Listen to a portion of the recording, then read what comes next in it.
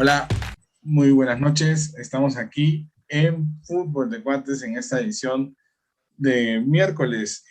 Por la noche estamos con un gran invitado, la verdad.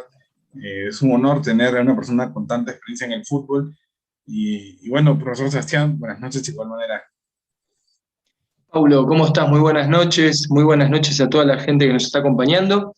Y como estabas mencionando, ¿no? Darle la bienvenida y es un placer tenerte aquí, Darío Mendelson, psicólogo, docente y bueno, una historia sin fin que él nos va a contar de más de 30 años en el medio del fútbol profesional, juvenil, más de 20 equipos pasando por todas las divisionales del fútbol argentino y una trayectoria súper enriquecedora. Así que, Darío, bienvenido y muchísimas gracias por estar con nosotros. Al contrario, Sebastián y César, muchas gracias por la invitación. Un gusto, un placer estar aquí compartiendo con ustedes algo de lo que hemos vivido. Qué bueno, qué bueno. Bueno, más o menos para que la gente se vaya empapando, Darío, ¿querés comentarnos un poquito de esto que hemos hecho en la introducción? ¿Cuántos años tenés en el fútbol, psicólogo, docente, en los Sí, clubes que has pasado para que la gente te conozca? Nosotros estamos aquí en México y vos estás en Argentina, Darío. así es, sí, sí, estoy aquí en Argentina. Hace exactamente 31 años que trabajo en fútbol. Eh, Actualmente soy el psicólogo del plantel profesional de Atlanta, que está en la segunda categoría, y es el plantel, sí, número 20 de fútbol profesional con el que me tocó trabajar. Como bien dijiste, me ha tocado trabajar en todas las categorías del fútbol argentino profesional. Federal, lo que acá se conocía como Federal B, Federal A, Primera C, Primera B, Primera Nacional ahora y Primera División. Me tocó de todo. Me tocó en algún equipo irme al descenso, en otro salir campeón, en otro ascender, en otro jugar lo que era una promoción y conservar la categoría. Me ha pasado, digamos, casi todas las cosas que puede pasar dentro del fútbol, las he vivido profesionalmente. Y la verdad que es una, digamos, yo cuando me escucho, digamos, que van 20 equipos, yo no lo puedo creer, porque mi obsesión era encontrar un entrenador que me escuchara. Mi obsesión era encontrar un entrenador y que me diera la posibilidad de trabajar con un equipo. Ese entrenador, lamentablemente, ya falleció, que es Ricardo Calabria, un ex árbitro y ex entrenador y entrenador de fútbol argentino, que fue el primero que me escuchó y el primero que me dio la posibilidad de trabajar en esto que yo amo, que es la especialidad de la psicología del deporte en el fútbol. Es lo que me dediqué toda mi vida.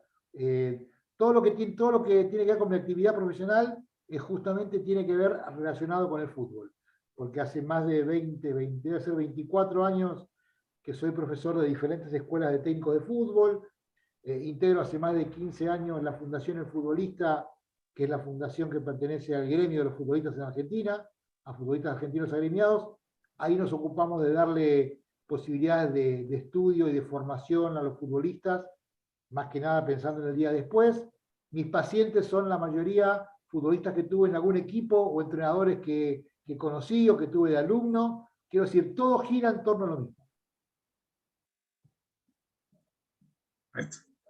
Fascinante. Paulo, te cedo la palabra. Sí, también acá, bueno, nos acompaña el día de hoy Santino, que, bueno, también compañero de nosotros aquí el día de hoy. Santino, adelante, buenas noches. ¿Cómo estás, Paulo? Profesor Sebastián, es un gusto. No sé si me escuchen bien. Sí. Perfecto, perfecto. ¿Qué tal? ¿Cómo están? Y bueno, Darío, es un gusto saludarlo, que esté aquí con nosotros el día de hoy. Y nada, muchísimas gracias también por estar nuevamente aquí en el programa. Por favor, un gusto para mí. Bueno, Santino es periodista, está en Perú, en su capital, en Lima. Así que bueno, también para que participen todos los compañeros. Darío, bueno, hay mil preguntas para hacerte, pero principalmente en esta etapa de transición que has vivido como psicólogo, ¿cómo ves? ¿Te ha tocado la resistencia de los entrenadores? ¿Te ha tocado vivir infraestructuras limitadas, economías limitadas en el fútbol argentino? ¿Cómo te ha tocado vivir el ayer y hoy la psicología dentro de los planteles de fútbol? Bien, a ver, si bien es cierto que el tema de la infraestructura es un tema, y todos los recursos es un tema a tener en cuenta, la clave tiene que ver, creo yo, con, sí, cuando empecé, insisto, año 90, y yo quería trabajar de psicólogo en el fútbol, me decían acá no hay locos, ¿no? O sea, y era realmente, algo insólito en aquel momento. Yo guardo en mi memoria un diálogo que tuve con un profesor mío en la facultad, estando yo en cuarto año de la facultad, año 1985, yo me recibí en 1986 de psicólogo. En el año 1985 yo había decidido juntar mi pasión, que era el fútbol, con lo que estaba terminando de formarme como profesional, que era la psicología, y yo dije, lo que más me gusta como actividad y como fenómeno cultural y antropológico, siempre ha sido el fútbol. Y bueno, y se me ocurrió, digamos, esto, de buscar, de meterme como psicólogo en el fútbol, y había un profesor a quien yo respetaba, admiraba, que tenía en la facultad en cuarto año, que un día en un recreo le dije, profe, ¿cómo hago para, cuando termine la carrera, el año que viene, dedicarme a la psicología del deporte para trabajar en el fútbol? Porque es lo mío. Le dije yo con una soberbia juvenil, le dije esto. Y él me dijo, ¿cómo te vas a dedicar a algo que no existe? Porque en realidad era real, por lo menos acá en Argentina, en el año 85, no existía la psicología del deporte en general, y mucho menos en el fútbol. Y yo le dije, ¿cómo no va a existir si es lo mío? Y él me decía, ¿cómo hacer lo tuyo algo que no existe? Bueno, yo creo que los dos teníamos razón. Y yo, insisto, con esa soberbia juvenil, le dije, bueno, si no existe habrá que inventarlo. Pues estaba convencido que había mucho para hacer desde la psicología para aportar al fútbol. Y bueno, y arranqué un camino, sí, en aquel momento fue muy duro, era realmente chocar con las paredes. La gente que me quería me decía, pero vos estás loco, o sea, no existe lo que vos querés hacer, porque era real, no existía. Y bueno, me empecé a formar, en el año 95 yo hice la especialización que había aquí en Argentina de Psicología del Deporte, y yo nunca había sido un alumno aplicado, pero cuando empecé a hacer este curso, no quería que terminara los profesores de hablar, porque yo decía, esto es lo que quiero para mi vida laboral. Y bueno, y yo disfruté mucho ese año de especialización, y a partir de ahí, sí, con una convicción muy fuerte, empecé a buscar maneras de acercarme, y lo dicho al principio, tuve la suerte de cruzarme con Ricardo Calabria, que era alguien adelantado a esta época, a la de ahora, y estoy hablando del año 95 ahora, el 96, perdón, que en ese momento era el técnico del Porvenir, y yo, digamos, me acerqué para dar una charla al plantel profesional, y él me dijo, bueno, mira, esperame que termine el entrenamiento. Yo no lo conocía, sabía quién era como árbitro, y que como exárbitro en ese momento, y que estaba siendo entrenador. Y me dijo, esperame que tomamos un café. Bueno, nos juntamos a tomar un café cuando terminó el entrenamiento. Él tuvo la generosidad esa de decirme, esperame, y charlamos, y él me contó una realidad que había ahí, que era realmente lamentable en todo sentido. No había plata, no había herramienta, no había pelota, no había cono, no había cancha, no había. Y yo le dije, bueno, yo le vengo a ofrecer, le dije, si quiere darle una charla de algún tema, gratuito obviamente, de algún tema que a usted le interese, que le pueda dar al plantel. Me dijo, bueno, venite mañana, que te junto el plantel de primera y reserva, y le das una charla de motivación. Yo humildemente ya sabía algo de esto, ya tenía especialización. Bueno, me acuerdo que de ahí me fui a mi casa, esto era a las 11 de la mañana, y estuve hasta las 11 de la mañana del día siguiente estudiando, preparando esa charla. Casi que no dormí. Y bueno, yo sentía que me jugaba la vida en esa charla. Y bueno, esa charla cayó bien, y ahí, a partir de ahí, Calabria después me invitó a integrarme a su cuerpo técnico, y ahí arrancó el recorrido. Y la verdad, pude agradecérselo en vida. Lamentablemente hace un par de años Calabria falleció de un accidente que tuvo en motocicleta estando en Turquía, pero y antes de eso, digamos, no sé, tuve la iluminación de ir a tomar un café con él y agradecerle, después ya de un recorrido de más de 20 años, y que él ya no estaba trabajando en el fútbol, de agradecerle que él haya sido el primero que me toqué, porque, claro, los mayores errores los cometí ahí, y él me ayudó, me guió, me orientó, me contuvo, me enseñó. Él y Juan Carlos Vizcay, otro exárbitro, que es el papá de Matías Vizcay, el ayudante técnico actual de Marcelo Gallardo, que también es un exjugador, exárbitro, y que era su ayudante de campo. Ellos dos me ayudaron un montón, muchísimo, para que yo pudiera mi sueño llevarlo adelante, que era ser psicólogo en un plantel de fútbol. Y bueno, y ahí arrancó. Excelente. Paulo, Santi, le cedo la palabra. Gracias, profesor Sebastián, gracias, Paulo.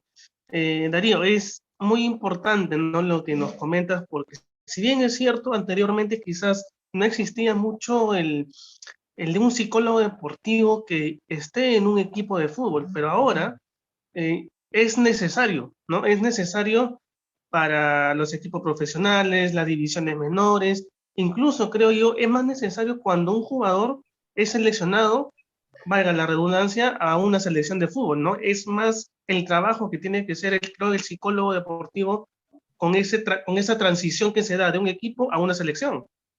Sí, claro, a ver, yo la verdad creo que siempre fue necesario, y de hecho, siempre de las cuestiones psicológicas alguien se ocupó. El entrenador, un ayudante, un médico, un preparador físico, un utilero, alguien siempre se ocupó. El tema es que el que se ocupó con la mejor intención y con la experiencia de vestuario, si se quiere, pero que no es psicología del deporte eso. O sea, siempre alguien se ocupó de esto. El tema es que, bueno, por suerte ya hace unos cuantos años se viene abriendo el camino lentamente, hay un cambio cultural, un cambio de paradigma que tiene que haber, que se está produciendo, para que haya más colegas trabajando. Pero siempre hizo falta, lo que pasa es que siempre se ocupó otro, y ese otro se ocupó con sus herramientas.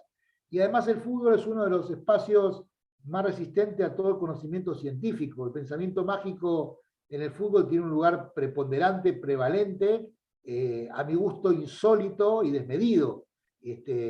Pero bueno, entonces, claro, uno entiende. También los psicólogos tenemos que hacer mea culpa en cuanto a que probablemente no hemos dado las respuestas esperadas, digamos, ¿no? Y tampoco había muchas veces claridad de rol, de qué funciones teníamos que hacer.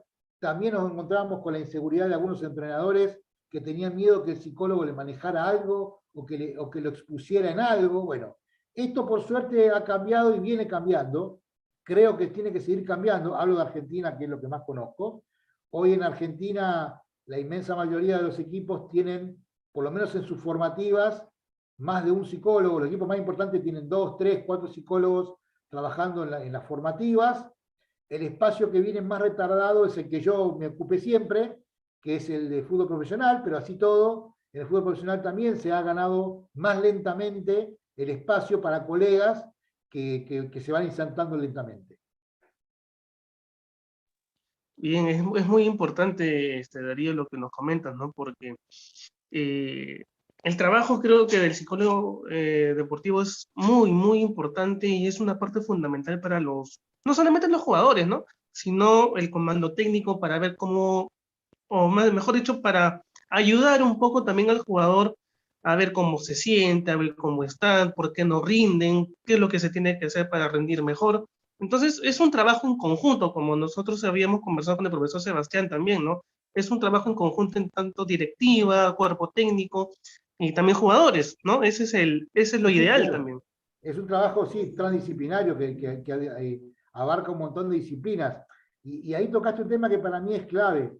A ver, hay dos grandes maneras de trabajar desde la psicología del deporte, en este caso en el fútbol, pero en general en los deportes, que es de manera directa o manera indirecta. Directa quiere decir el psicólogo trabajando directamente con el deportista. Y la otra manera, la manera indirecta, es el psicólogo a través de el cuerpo técnico, el comando técnico, el entrenador jefe, pero no solamente el entrenador jefe, el resto de los integrantes de los cuerpos técnicos, porque además, digamos, con la evolución en el tiempo, también los cuerpos técnicos han avanzado en cantidad de personas y también en especializaciones internas. Cuando yo empecé éramos 3 o 4 en un cuerpo técnico. Era un entrenador, un ayudante, un profe y por ahí estaba yo. Y ahí terminaba el cuerpo técnico. Hoy, por ejemplo, que estoy en Atlanta, somos 9 personas en el cuerpo técnico. Y he tenido, en algunos equipos he trabajado con 10 y hasta 12 personas dentro de un cuerpo técnico. Entonces, a mi gusto, lo más efectivo es trabajar de manera indirecta, a través de los diferentes actores que integran el cuerpo técnico. No solamente el entrenador. ¿Por qué? Porque yo lo que me gusta más la idea de asesor. Entonces, yo propongo algo a partir de lo que estoy viendo, a partir de lo que escucho, a partir de lo que pienso, le propongo algo al entrenador y muchas veces es el mismo entrenador u otro integrante del cuerpo técnico el que lleva adelante esta estrategia y no soy yo. ¿Por qué? Y porque la palabra que tiene, el valor de la palabra del entrenador con respecto al valor de cualquier otro es infinitamente superior. Entonces, yo tengo que trabajar con mi propio ego para poder correrme de esto y no buscar el reconocimiento. Y aprovecho y digo, creo que el gran problema en el fútbol en general es poder administrar los egos de cada uno. Creo que ese es el gran problema. Cuando cada uno puede administrar su propio ego y que el ego no le gane a la labor y al rol, creo que ahí empieza uno a tener éxito. Después vienen los resultados, pero creo que ahí empieza el éxito. Profesor Sebastián. Muchísimas gracias, Santi. También para darle la bienvenida a Ale, bienvenida. También si querés participar y hacerle una pregunta a Darío, con total confianza. Bienvenida y muchas gracias por estar. Te cuento, ella es mi pareja, Así bueno, no importa, por ahí tiene preguntas profesionales o todo, bienvenida. No creo, pero si quiere está con todo gusto, pero no creo. Qué bueno, bienvenida, un placer que estés aquí. Darío, bueno, se me ocurren 1000 preguntas para hacerte. Te voy a tirar un disparador y vos lo vas manejando.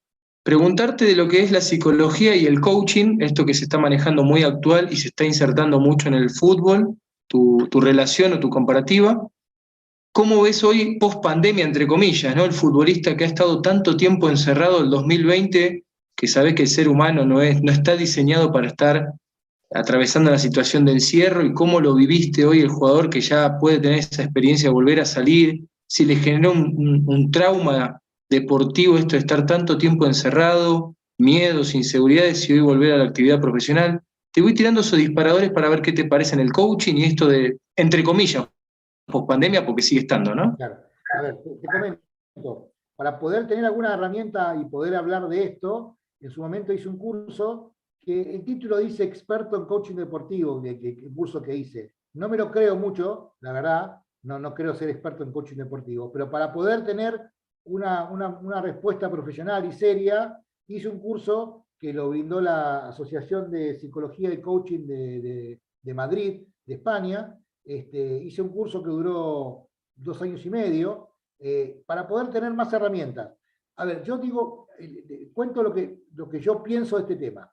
Yo creo que el coaching lo que hizo fue extraer bastante de casi todo lo que tiene, la mayoría tiene que ver con la psicología tradicional, le metió un muy buen packaging, un buen marketing, y a partir de las conversaciones, que es en realidad el gran vehículo que tiene el coaching, a partir de las conversaciones con las personas, encontró un lugar para poder insertarse en diferentes ámbitos, no solamente en el deporte. Siempre le digo a mis alumnos, a los entrenadores, cuando me preguntan, ¿te parece que hago un curso de coaching? Sí, claro, porque te va a dar más herramientas.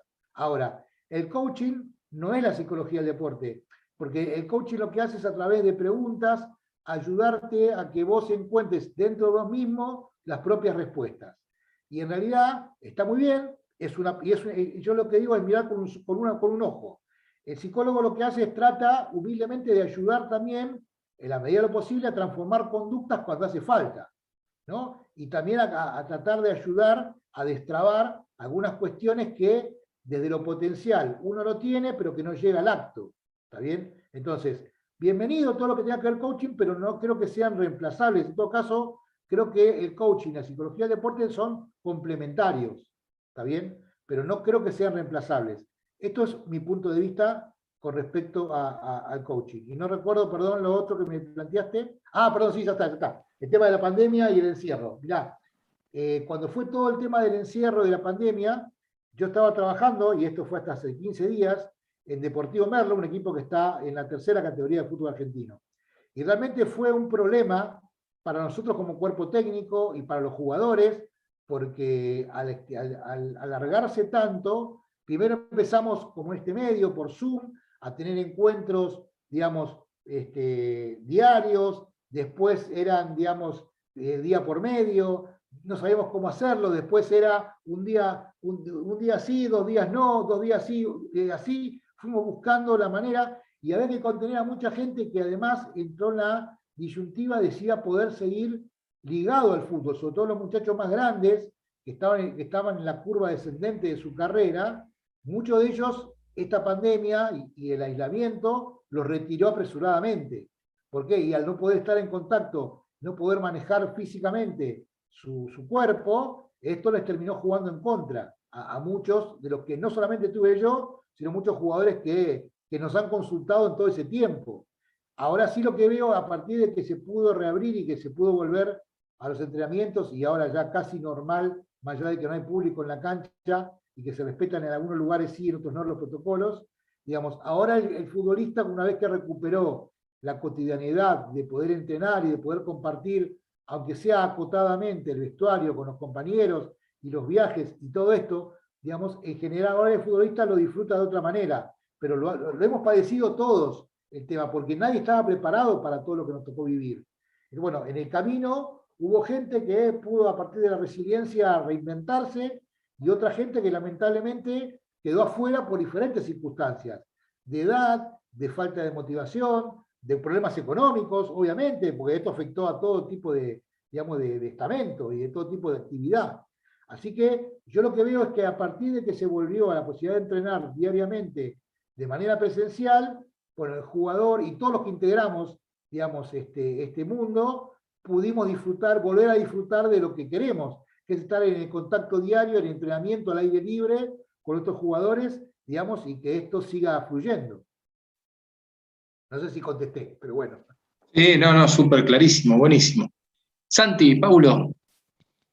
Gracias, Sí, profesor Sebastián. Pablo, adelante, adelante. ok.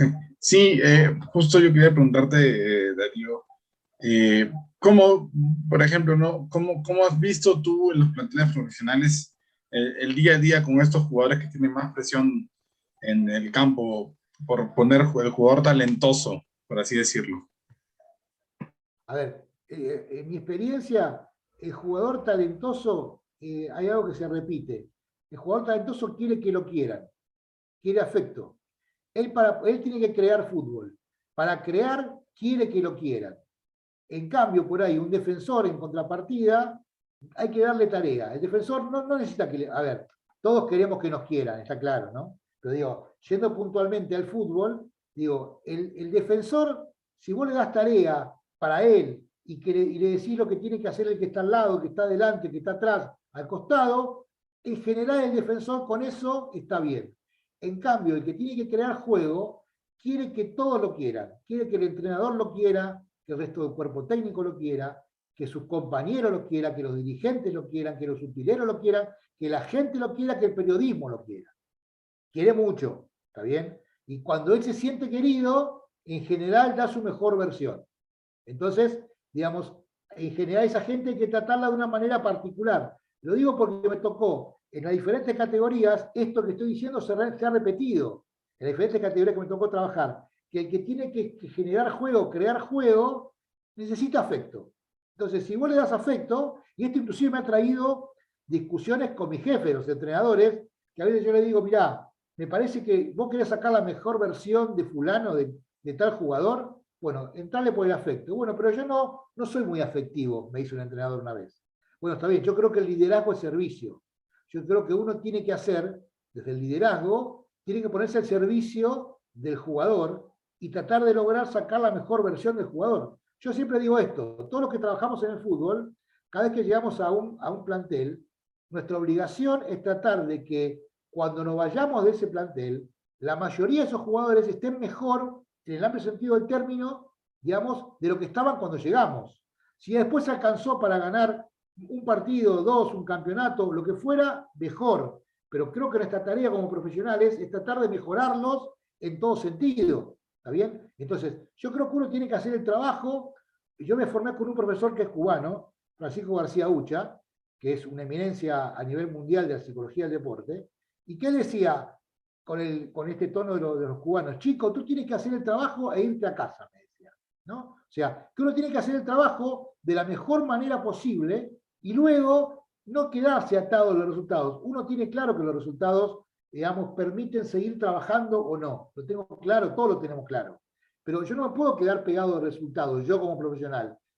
El fútbol me enseñó muchas cosas. Una de ellas es que yo tengo que planificar a corto, mediano y largo plazo, sabiendo que me puedo ir mañana. Si yo no planifico a corto, mediano plazo, no soy un buen profesional. Y si yo no entiendo que a lo mejor me puedo ir mañana porque los resultados no acompañan, no entiendo dónde estoy ni para qué estoy.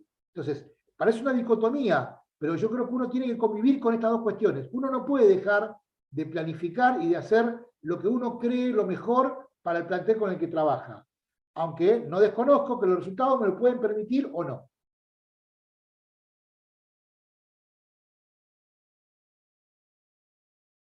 Continúa. Gracias, Pablo. Ahora, Darío, a mí hay una cosa muy importante en el futbolista, más que todo, ¿no? ¿Cómo trabajar con el futbolista cuando pasa del equipo de la reserva, digamos, o del torneo de reserva, de los menores, a un equipo profesional y cuando éste da el salto a una selección de fútbol? Esa transición, ¿cómo se puede trabajar con el jugador para que, a ver, porque ya también hemos comenzado con el profesor Sebastián, y de repente este chico en la primera división puede tener o puede hacer goles, ya tienes a la prensa encima, tienes a los medios que te van a estar diciendo una cosa y otra cosa. ¿Cómo mantenerlos en los pies sobre la tierra, sobre todo? Porque muchos se pierden por ese tema. Sí, a ver, de acuerdo. Yo creo que la clave es trabajar desde juveniles y no esperar al momento de esta transición. Ese momento es el momento clave de la carrera de la mayoría de los futbolistas, es saber, como yo digo, si te disfrazás de futbolista o si sos futbolista, ¿no? Porque yo he tenido muchos que se disfrazan de futbolista y que quieren compararse con otro que, o sea, he tenido chicos y sigo teniendo, chicos que por ahí tienen 10, 12, 15 partidos, que no es poco, en primera división, y que ya creen que son similares a uno que tiene 120 o 150 partidos. Digo, no, el de 120 partidos es un futbolista profesional. Vos sos un proyecto futbolista profesional. Por más que te cambies al lado de él, te ponga la misma ropa que él, no son lo mismo que él. ¿Está bien? Entonces, a veces que lo externo confunde al jugador y cree que ya está, ya lo logré. No, lamentablemente muchas veces, pero creo que el problema nace que muchas veces el chico no viene preparado para este cuello de botella y para este salto que es clave. Yo creo que es indispensable que el chico venga formado desde juveniles, pensando y preparándolo para este momento, que es un salto cualitativo vital. Humildemente, yo creo que es mucho más importante pasar de la reserva a un plantel profesional y convertirse y autorizarse como jugador que pasar de ser un jugador reconocido a la selección. Yo no creo que sea tan complejo esta última parte. Creo que casi todo disfrute cuando un jugador reconocido le llega la posibilidad de la selección. No creo que haya que hacer algo en particular, porque seguramente es un jugador, a ver, más allá de las excepciones que las hay, que en general hay jugadores que ya tienen un recorrido y que ya saben de qué se trata, y que en todo caso la selección es un plus. Pero yo creo que la clave es la primera, es trabajar con aquellos chicos que estén, pero no trabajar cuando llegan al plantel profesional. Yo creo que tienen que llegar trabajados en amplio sentido del término, sabiendo a dónde van, para qué van. Doy un ejemplo. A veces pasa, para que se, por ahí, porque si no me escucho muy teórico. Voy a dar un ejemplo. A veces pasa que el entrenador, yo trabajo siempre con profesionales, que el entrenador dice, bueno, traigan a 3 chicos para que vengan a hacer fútbol, de los juveniles, porque necesitamos que hagan fútbol. Muy bien. Entonces yo le pregunto al entrenador, ¿cuál es tu idea de esos chicos? ¿Que vengan hoy y nada más? En algunos casos sí. Bueno, está bien. Muy bien. Si es así, yo lo que te pido es que se lo avises a los chicos. ¿Por qué? Porque si al chico lo subís al plantel profesional y no le decís cuál es tu expectativa, mirá, vas a venir un día, 2, una semana porque te necesito, y luego, independientemente de la performance, vas a volver a tu categoría porque el jugador que estaba lesionado se recuperó, o el que estaba expulsado va a poder estar, y yo te voy a agradecer que estés acá, pero vas a volver naturalmente a tu categoría. Yo soy partidario que el entrenador le explique esto al jugador. ¿Por qué? Porque si el entrenador decide, mirá, tiene que subir 3 chicos, porque esta semana necesito 3 jugadores, e independientemente de lo que hagan los chicos, van a volver después, y no se le dice, el chico estuvo toda una semana donde le mostraron Disney, le mostraron lo que él quiere, le mostraron la meca, lo que él busca, y de repente lo bajan y el chico no sabe por qué lo bajan de vuelta. Cuando lo llevaron de vuelta, lo llevaron al cielo. De vuelta lo bajan ahora a lo que él considera un infierno, que no lo es, pero comparado con el cielo, sí lo es. No sé si se entiende lo que estoy diciendo.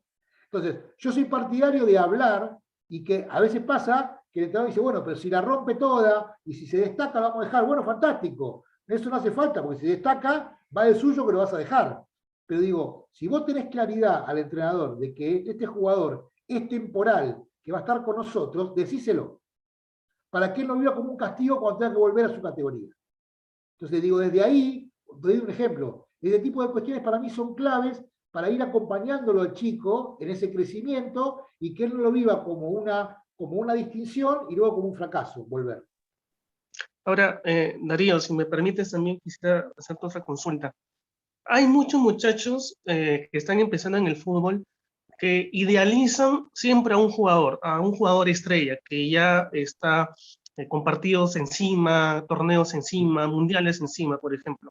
Para ti, para tu forma de ver, ¿es bueno que estos muchachos idealicen ser como los futbolistas estrellas que normalmente conocemos y sabemos cuáles son, cómo se llaman y en dónde están ahorita?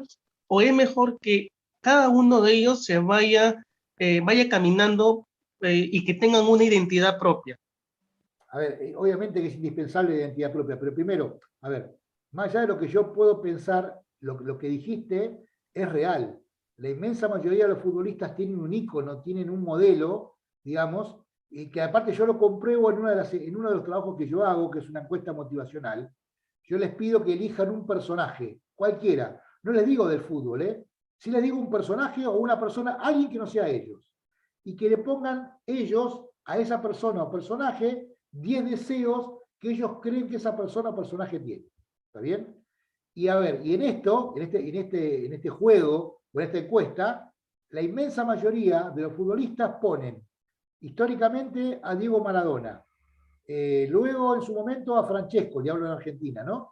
Luego a Tevez, hoy a Messi, quiero decir, y yo no sé si está bien o está mal que se identifiquen, yo lo entiendo como un ícono, como un modelo a seguir, como una admiración profunda que tienen. No es que se quieren comparar, después irán haciendo su propio camino, pero digamos, la verdad que no me parece mal que tengan un modelo, digamos, al cual quieran por lo menos admirar o cual quieran parecerse de alguna manera. Porque ese modelo es como decía Galeano y las utopías, que, o sea, que ¿para qué la utopía? Y bueno, la utopía me permite caminar, o sea, ¿no? La utopía es, yo quiero ir hasta el cielo, y el cielo se aleja, y yo camino 2 pasos, bueno, pero me acerco 2 pasos, decía Galeano. Bueno, yo creo que las utopías sirven, tener un modelo, está claro que no van a ser Messi, está bien, los jugadores saben que no van a ser Messi, pero tener ese modelo, para ellos es reconfortante, y digamos, y la admiración que les produce este jugador, como un ejemplo hoy, real, les permite caminar, les permite ir para adelante, porque de lo admirativo permite ir progresando. Bien, Darío, muchas gracias, profesor Sebastián. Muchas gracias. Ahí le cedo la palabra a Paulo. Sí, bueno, Darío, ahorita vamos a una pausa comercial breve. Dale. Para poder seguir aquí dale. En el programa y obviamente hablar de la trayectoria en la cual nos estás contando, que es realmente excelente, realmente sin duda es excelente lo que usted ha hecho. Y bueno, ahorita regresamos en breve para que la gente esté aquí, nos acompañe y siga viendo esta gran entrevista. Muchas gracias. ¿Cómo no? Y bueno, acá volvemos en Puntos de Cuates con esta entrevista, esta gran entrevista que tenemos el día de hoy. La verdad que, ¿qué tal experiencia, no?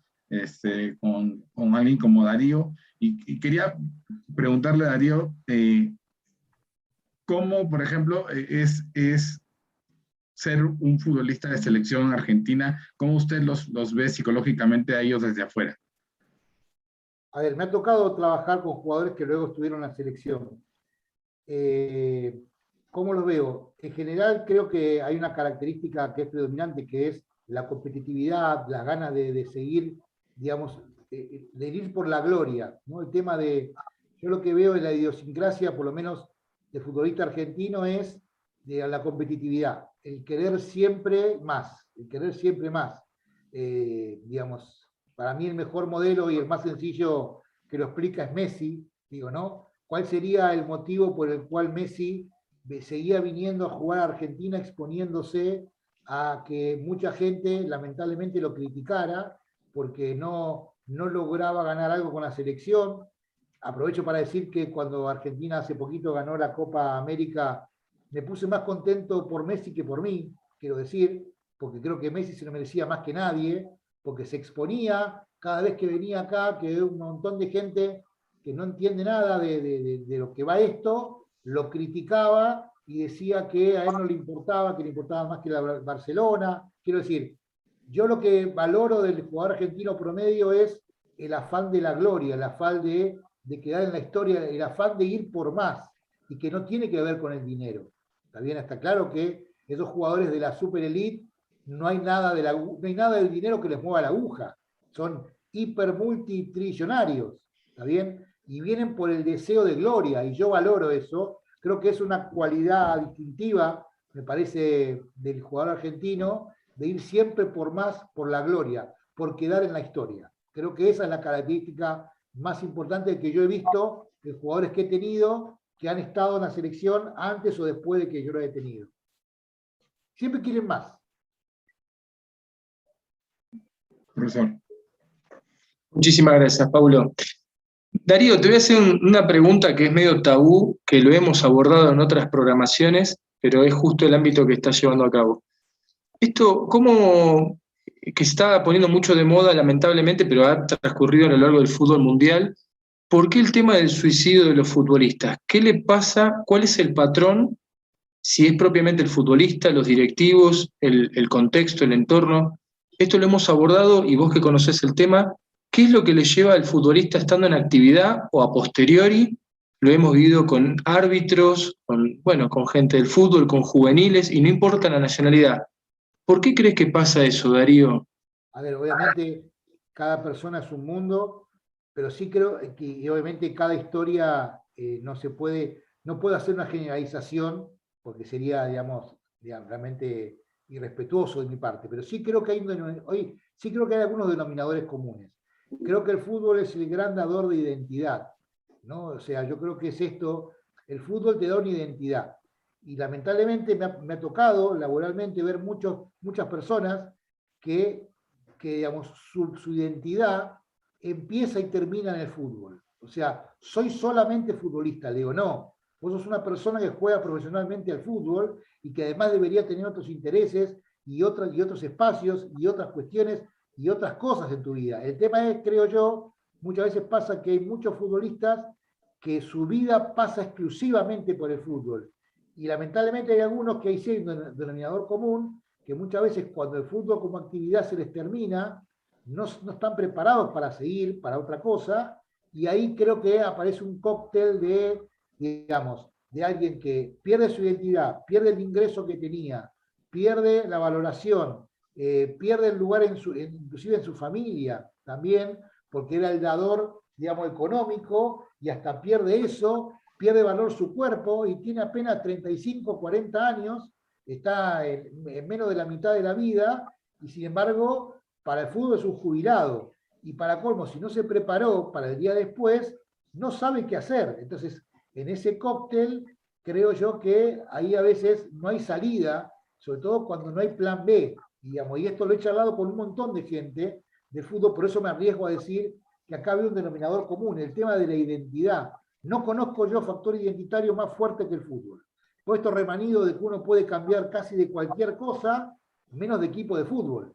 ¿Está bien? Uno de la tierna infancia lo hace, no se hace hincha de un equipo de fútbol, y después uno puede cambiar de todo, de país, de trabajo, hasta se puede cambiar de sexo, ¿está bien? Pero inclusive la persona cambia de sexo, puede hacerse creyente si no era, y puede ser religioso, si no era creyente, puede ser agnóstico, puede cambiar de todo, pero no cambia de equipo de fútbol. Eso es una marca que se lleva hasta el final de la vida.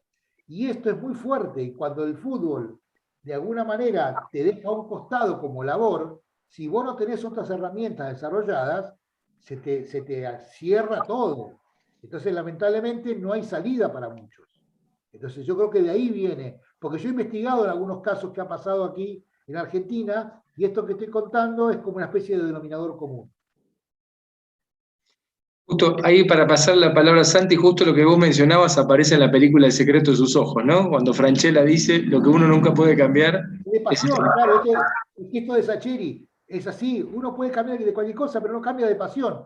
Y en realidad la película, el desenlace, viene por esto. O sea, lo Viene por encuentran en la cancha, ¿sí? Al asesino. Porque el tipo no va a cambiar de ser hincha de Racing, era hincha de Racing en la cancha de Huracán, ¿sí? No iba a cambiar de eso. Y ahí lo encuentran. Bueno, yo creo que Sacheri, junto con Fontana Rosa, han descrito el fútbol de una manera maravillosa, ¿no? Y sí, esa película me parece formidable, por todo. Darío, y ahí la última para cerrar, para darle a Santi. Esto estás trabajando, estabas comentando que estabas en futbolistas argentinos agremiados. Esta es una de las tareas, ¿no? Darle herramientas a los futbolistas para el día después, ¿no? Claro, futbolistas argentinos alineados, que es el gremio que nuclea a los futbolistas en Argentina, tiene una fundación propia que se llama Fundación El Futbolista, ahí donde yo trabajo hace 16 años, y ahí lo que hacemos es, digamos, generar estrategias y actividades para que el futbolista y los familiares directos puedan prepararse justamente para el día después. Partimos de una base, el fútbol lo tenés, bueno, prepárate en otra cosa. O sea, vamos con una cuestión conceptual. Muchas veces el futbolista promedio dice, yo lo único que sé hacer es jugar al fútbol, casi como un autoelogio, ¿no? Y yo le digo, no, humildemente te sugiero esto, que en vez de decir, lo único que sé hacer es jugar al fútbol, que vos puedas decir, lo mejor que sé hacer es jugar al fútbol. Esta diferencia que parece de un término bastante más profunda. Cuando vos decís lo único es absoluto, y lo absoluto no deja lugar a otra cosa. En cambio, cuando vos decís lo mejor habla de lo prioritario. Entonces, y lo prioritario deja lugar a algo secundario. Entonces, por eso digo, ¿cuál es la idea? Que vos te digas lo mejor que sé hacer, no lo único. Y después de que lo mejor, vos le dedicale la mayor cantidad y calidad de tu tiempo y energía al fútbol. Pero así todo te queda tiempo libre. Bueno, ese tiempo libre gestionarlo en algo que te guste. Y que si se puede el día de mañana sea una herramienta para continuar con tu vida. ¿Para qué? Para que cuando la actividad futbolística desaparezca, el agujero que se le va a producir sea más chico, porque el agujero se va a producir. No hay ninguna actividad tan fuerte y tan, digamos, con tantos aristas como la de ser futbolista profesional, por lo menos en este lugar, creo yo. Probablemente en diferentes lugares del mundo, pero hablo de lo que conozco. Digo, entonces, está bien, no busques nada que te dé lo que te dio el fútbol. Ni siquiera la de entrenador te va a dar. La de entrenador te da algo parecido porque estás en el mismo ámbito, pero es diametralmente opuesta la inclusión de un entrenador a de un jugador. Pero buscate algo sin la perspectiva de que ese algo te dé todas las respuestas que te daba el fútbol. Busca algo que te dé placer y, si se puede, que te genere una herramienta para el día de mañana. ¿Para qué? Para achicar ese agujero y que el día de mañana puedas seguir con tu vida y que puedas aprovechar todo lo vivido, resetándote de otro lugar y aprovechándolo en otra actividad. Eso es lo que hacemos en la Fundación. Perfecto. Santi, perdón, ¿eh? No se preocupe, profesor Sebastián. Ahora, Darío, ahora últimamente lo que se está viendo en el fútbol es un crecimiento del fútbol femenino a nivel mundial, Sí. ¿no? Entonces, en Argentina también se está viendo bastante este crecimiento del fútbol femenino, y Sí, claro. yo te quiero hacer esta consulta. ¿Cómo hacer también entender, o mejor dicho, cómo cambiarle un poquito el chip a las personas, en este caso a los hombres, que también las chicas pueden jugar fútbol femenino? Si bien es cierto, el fútbol netamente siempre ha sido catalogado como fútbol para hombres, masculino, pero también poco a poco las chicas están siendo protagonistas de este deporte. Ahora, ¿cómo cambiarles la forma de pensar a muchas personas de que también las chicas pueden practicar fútbol? Me encantaría tener la respuesta, pero no la tengo. Lo único que puedo decirte al respecto de esto, que comparto lo que decís, creo que las chicas siguen teniendo un arduo trabajo, que es abrirse campo en un ámbito absolutamente machista, como lo es el fútbol. Bienvenido las mujeres a que puedan, digamos, recuperar un espacio que lo debieron tener siempre. Yo creo que el tiempo, creo que no hay otra cosa que el tiempo y la persistencia, digamos, para que los varones podamos, digamos, dejar de mirarla desde otro lugar, de un lugar de subestimación. Las chicas también están aportando y mucho. Hay un fenómeno que es bastante llamativo, por lo menos yo lo veo en la Fundación. Los futbolistas, en general, en su tierna infancia, han arrancado con la ilusión de ser futbolista profesional. Y luego, en este devenir, cuando ya son adolescentes o están ya después de los 20 y pico, en algunos casos, como decía, buscan alguna actividad complementaria. ¿no? ¿Para qué? Para el día de mañana tener otra actividad. Bueno, la mujer viene al revés. La mujer en general viene con alguna actividad ya firme, desarrollada, profesional, oficio, actividad laboral, y el fútbol le viene de grande. Entonces, de grande quiero decir, no de los 5 o 6 años, aunque cada vez hay más nenas jugando, sino que por ahí, a los 20 y pico, tuvieron la posibilidad de empezar a ser profesionales. Bueno, yo creo que hace falta tiempo, paciencia, los varones entender digamos, y de alguna manera reinventarnos y entender que uno tiene que dejar de lado una mirada machista, y yo creo que la mujer está contribuyendo mucho. Yo creo que es un cambio cultural, y los cambios culturales no son de un día para el otro. Soy optimista porque creo que en poco tiempo ha crecido de manera exponencial el fútbol femenino, por lo menos aquí en Argentina, y digamos, si bien es cierto que le falta recorrer un camino enorme, digamos, ya por lo menos se profesionalizó. Por ejemplo, yo puedo recibirla ya también en la fundación, el gremio también, entonces ya empiezan a ocupar los espacios que debieron ocupar siempre, lentamente. Yo creo que los cambios como estos son cambios lentos, pero soy optimista en que más temprano que tarde lo terminaremos aceptando como lo que debe ser. Es fútbol femenino y no otra cosa. Pablo. Sí, justamente quería preguntarle a Darío, ahora justamente que están volviendo a la cancha ahí en Argentina, ¿cómo ha visto este encierro de varios jugadores que obviamente han estado sin entrenar varios meses? ¿Cómo usted lo ha visto desde su punto de vista? A ver, sí, lo del encierro sí lo charlamos antes. Lo del encierro, digamos, fue duro, para todos fue duro, para algunos mucho más duro, porque aparte no tenían espacio donde entrenar, muchos que no tenían ni siquiera el espacio ni las herramientas, y realmente el deportista está acostumbrado a entrenar todos los días, y esto muchas veces, digamos, termina siendo lo que se conoce como vigorexia, aquellos que no pueden dejar de hacer actividad física, ¿no? Y que por ahí llueve torrencialmente y salen a entrenar igual porque su cuerpo se los pide. En realidad están tan acostumbrados, están tan estimulados esto, que necesitan hacerlo. Bueno, esta gente que no tenía espacio para poder hacerlo, realmente la pasó muy mal en ese sentido, y ahora lo está recuperando. Pero algo que dijiste también me parece importante marcar en cuanto a la ausencia de la gente en las canchas.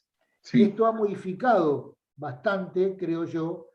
O sea, hay un fenómeno que se da por lo menos en Argentina, que a partir de que no hay público en la cancha, ha crecido de una manera exponencial los triunfos de los equipos visitantes.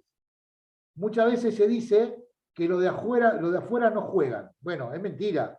Los de afuera juegan, y ahora está demostrándose, porque a partir de la pandemia y a partir de la prohibición de que la gente pueda concurrir a los campos de juego, creció de manera exponencial los triunfos visitantes. ¿Por qué? Porque la gente juega. Entonces, hay gente que juega más suelta ahora. Y me consta que hay jugadores que quieren que vuelva la gente, tanto como otros que no quieren que vuelva la gente, porque juegan más liberados, porque hay que dar examen, más allá de que hay cámaras. No es lo mismo una cámara que tener la gente ahí, alambrado de por medio a 3 metros, insultándote y diciéndote de todo. Entonces, hay jugadores que extrañan eso, pero hay otros que no quieren que la gente, bueno, no lo van a decir, obviamente, pero que no quieren que la gente vuelva porque juegan mucho más relajados. Entonces, lamentablemente, lo de afuera juega. Continúo. No, y es sin duda interesante, Darío, ¿no?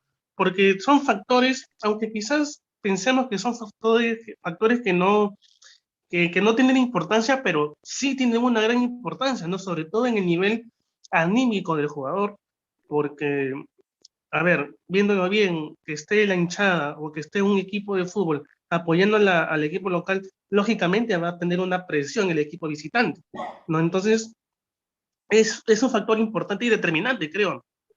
Y sí, se está demostrando ahora, por lo menos en Argentina, con lo que decía recién, que ha crecido de una manera notable los triunfos visitantes, cuando normalmente los equipos locales, en general, ya tenían, digamos, de 3 puntos, casi 2, por decirlo de alguna manera, ¿no? O sea, lo esperable es que uno de visitante, en todo caso, más allá de que uno quiere ganar siempre, si uno empataba de visitante antes de la pandemia, no estaba mal. Bueno, y hoy de repente viene un equipo cualquiera, y como no hay gente y no hay presión externa, se planta de igual a igual y por eso lo que digo, esto ya no es una opinión, esto es estadístico. A partir de que no está la gente en las canchas, que, insisto, creció de manera exponencial los triunfos visitantes. Es un dato relevante, creo claro. Profesor Sebastián. Muchas gracias, Santi. Darío, preguntarte, en tus años que llevas de trayectoria, además de tus actualizaciones y tu conocimiento, ¿cómo has vivido este cambio, la globalización, la tecnología, el jugador de antes, que no existía toda la internet, las redes sociales, y el jugador de hoy? ¿Qué tuviste que modificar o cómo te adaptaste al ayer y al hoy? ¿Cómo te ves, Darío? Bien, bien. A ver, el de ayer no me tuve que adaptar porque yo me sentía identificado. Me tengo que adaptar al de hoy. Esa es la realidad. Está claro que las redes han llegado para quedarse y hoy forman parte indisoluble de todo. Sí, hubo que adaptarse, hay que adaptarse todo el tiempo. A veces me enoja, pero me enoja en este sentido, no me enoja personalmente, me enoja laboralmente. ¿A qué voy? A veces pasa que en los vestuarios, donde los jugadores se cambian, a la hora de cambiarse está cada uno con sus auriculares, ¿no?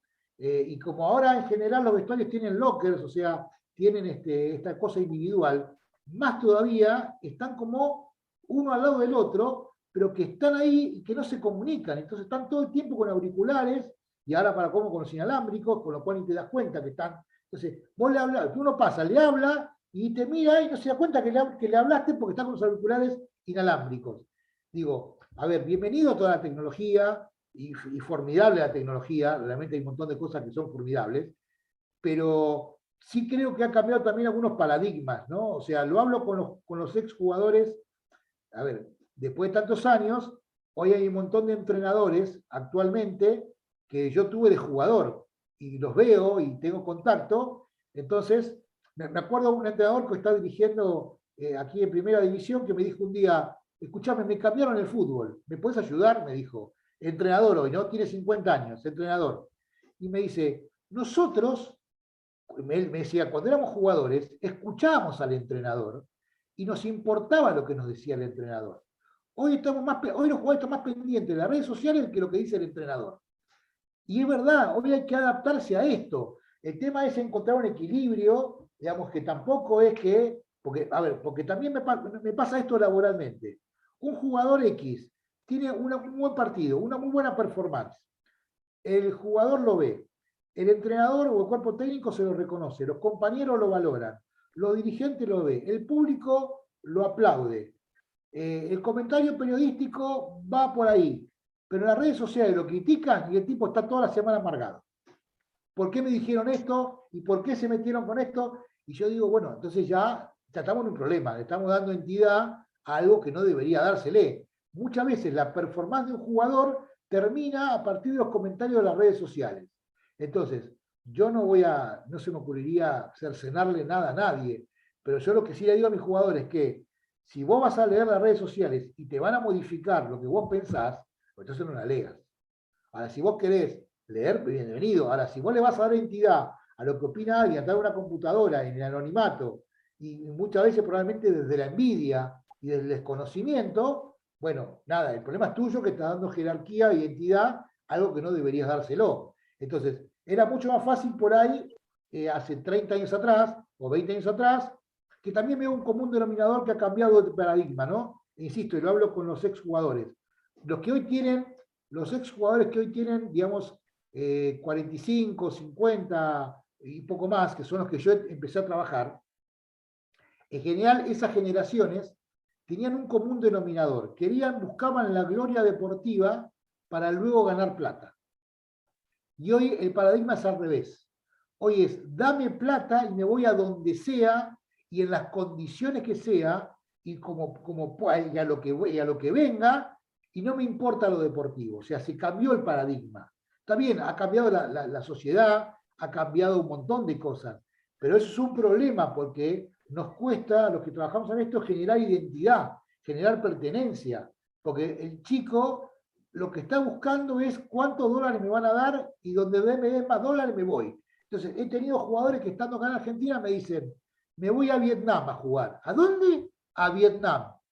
¿Y qué conoce de Vietnam? No conozco nada. Pero, ¿y vos hablás algún idioma? No. ¿Y dónde sabés vivir? No sé. ¿Y cuánto? Pero me van a dar tantos dólares. Pero le digo, esperá, vos averiguaste si tantos dólares tenés que descontar la alimentación, el lugar para vivir. No, me dan tantos dólares. Bueno, son los que yo en general llamo cargueros de aviones, porque van y vuelven. Porque le dicen acá X, XXX, y cuando llegan ya es X. Porque tenés que descontar lo que estoy diciendo. O te dicen, te voy a dar un departamento de un auto y también hacinados en un galpón con jugadores de otros equipos, de otras nacionalidades, teniendo que dormir abrazado a su ropa para que no se la roben. Bueno, y que obviamente lo que le dijeron no lo era. Y como digo, a ver, no tengo nada contra Vietnam, pero digamos, no es una cuestión del país, pero que he tenido jugadores que se han ido a Malasia, a diferentes lugares que no conocen nada, e insisto, así como van, vienen, porque están obsesionados por la plata. Entonces, eso sí yo lo veo como un cambio en un punto negativo, porque el jugador no, en general promedio hoy, no está atrás de la gloria deportiva. Yo no soy tonto, está claro que esto es un trabajo y hay que rentabilizarlo de la mejor manera posible.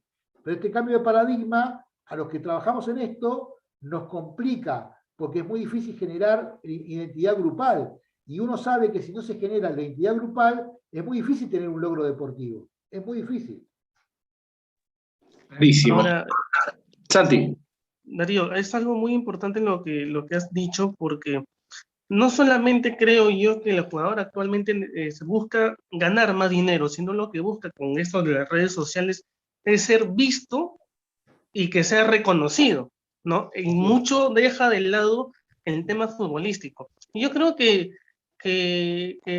digamos, que se tendría que volver nuevamente ver en sí qué es lo que significa el fútbol para justamente muchos futbolistas, ¿no? Porque para muchos, como tú lo dijiste, significa ganar más dinero, significa ser más visto, significa hacer cualquier otra cosa, quizás, incluso, Darío, mucho también hemos visto que hay jugadores que tienen el tema extradeportivo, y eso pasa justamente por lo que estamos hablando también. Sí, claro, a ver, sí, lamentablemente, a ver, no es todos, es muy difícil generalizar, ¿no? Sigue habiendo jugadores que yo les digo, yo te quisiera clonar, porque hay jugadores que yo lo que llamo que tienen el ADN del futbolista, y yo he tenido y sigo teniendo algunos de esos. La realidad es que cada vez son menos, por eso me gustaría clonarlos, para que los que vienen vean lo que es ser futbolista, y no es esto de las redes sociales, y me voy a tirar y esperá que, a ver, poner la cámara y ponerme la luz, y a ver cómo salgo, digamos, eso está bien, está todo bien, pero eso no es ser futbolista. Entonces, o yo creo que eso no es ser futbolista. Sigue habiendo gente que entiende esto como lo que es una hermosa profesión, pero lamentablemente hay una cuestión que no la podemos parar, que es social, que nos atraviesa a todos, y que esto de los fenómenos de las redes, si uno está en las redes existe, y si uno no está en las redes no existe. Bueno, hay gente que lamentablemente... A ver, esto me lleva también al tema de las marcas, de la ropa y de los autos. Hay gente que necesita tener una marca determinada en su ropa o un auto porque eso me constituye. Entonces yo tengo tal marca, yo pertenezco. Bueno, yo digo, pobrecito, el que necesita que una marca determinada, cualquiera fuera, te haga mejor, que algo externo, digamos, reemplace lo interno. Entonces hay gente que, digamos, por ejemplo, uno agarra en Argentina un futbolista de primera división y un futbolista de la categoría más baja, de primera D, y fisonómicamente son muy parecidos. Es más, el de primera división, digamos, le sobra el dinero para luquearse y para vestirse como lo hace. Y por ahí el primera D, o el primera C, la categoría más baja, no le alcanza, y saca un crédito y pide plata prestada para parecer lo que no es. Porque él quiere parecer, él quiere pertenecer, aunque no puede, quiere pertenecer. Y he tenido jugadores que me acuerdo que se compraban una chomba muy conocida, no tengo problema en marcar, Lacoste en su momento, y que él decía, yo tengo que comprarme una chomba Lacoste original, y que tenía que sacar un crédito porque no le alcanzaba la plata, y él no se ponía una remera que no fuera Lacoste. Y yo le decía, pero mira que la demás también te la puedes poner. No, porque Lacoste te da otra jerarquía. Yo decía, pobrecito, porque este chico cree que la jerarquía se la daba una marca. Bueno, lamentablemente hay mucha gente que necesita lo externo para complementar algo interno. Y ahí estamos un problema.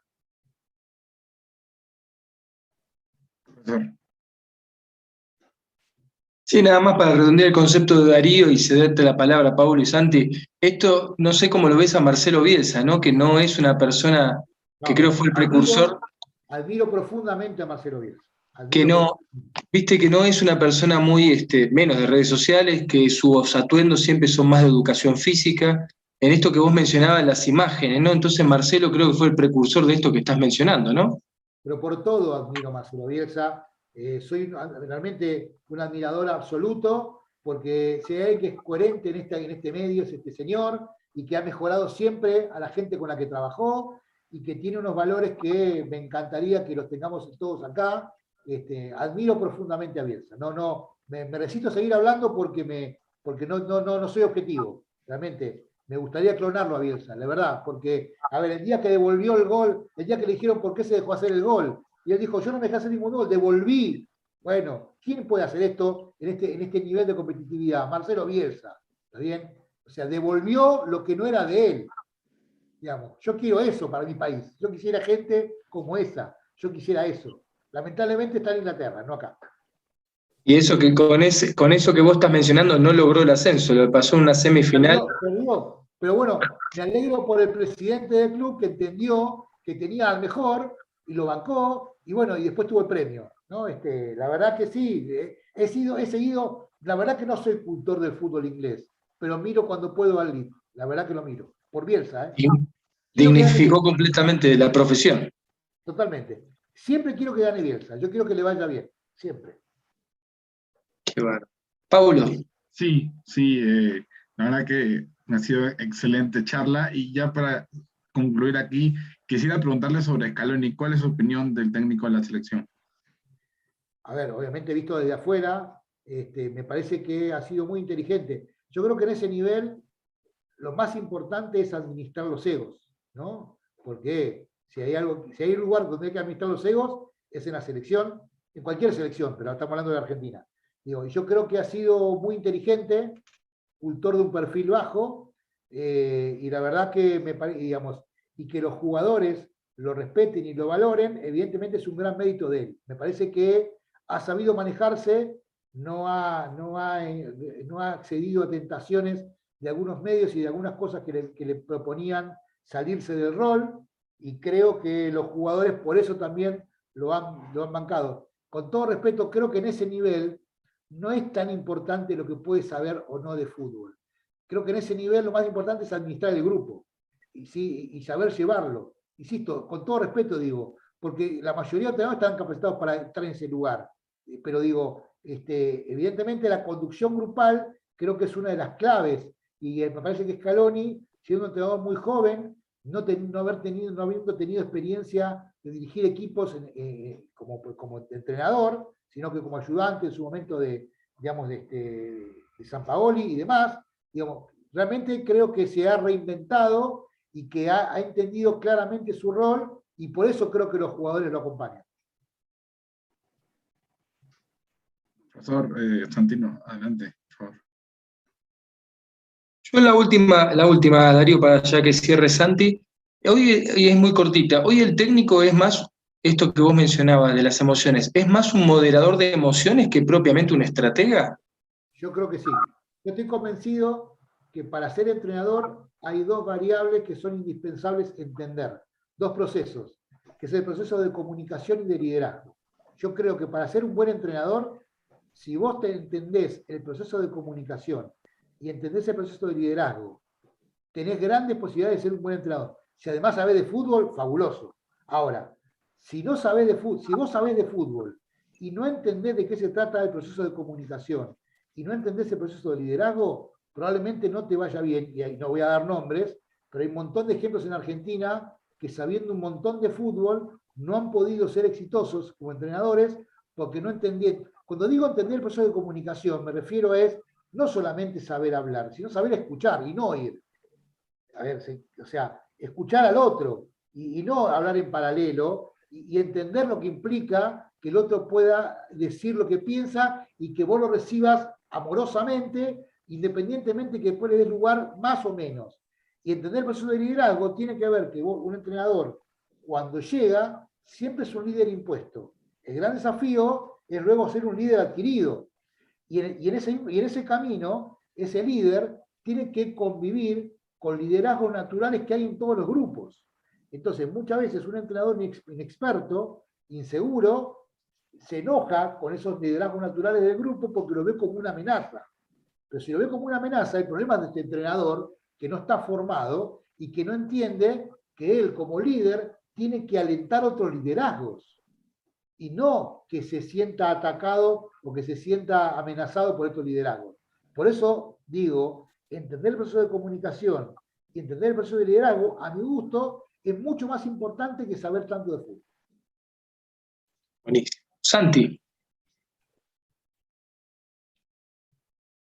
Gracias, profesor Sebastián. No, primero ha sido una gran charla, de verdad. Saber un poquito más cómo es el trabajo de un psicólogo deportivo dentro de un equipo de fútbol con los muchachos, para también saberlos guiar un poco, ¿no?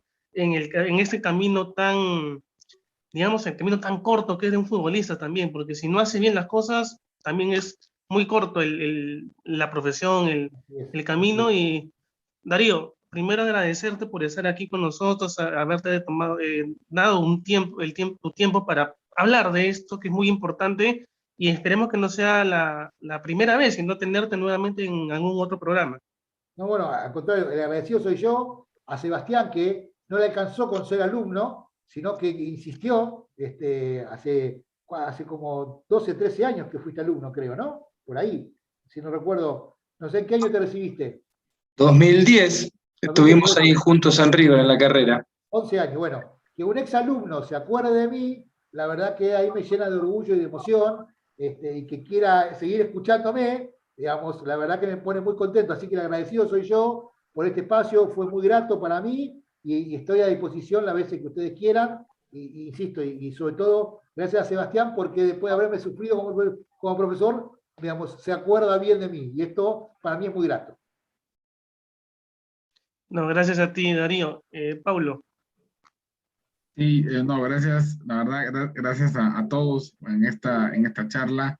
Le agradezco a Darío, profesor Sebastián, a todos, Sandino, a todos les agradezco. Y bueno, volvemos mañana al mediodía. Va a estar Toña Is, ella es entrenadora, bueno, fue campeona del mundo con España sub-17 femenil.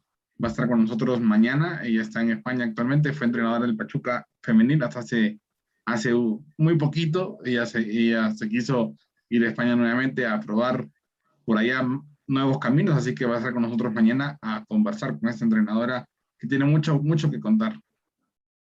Bueno, muchas gracias. Gracias Muchas por la invitación. gracias, Darío. Buenas noches Excelente para todos. entrevista. Gracias.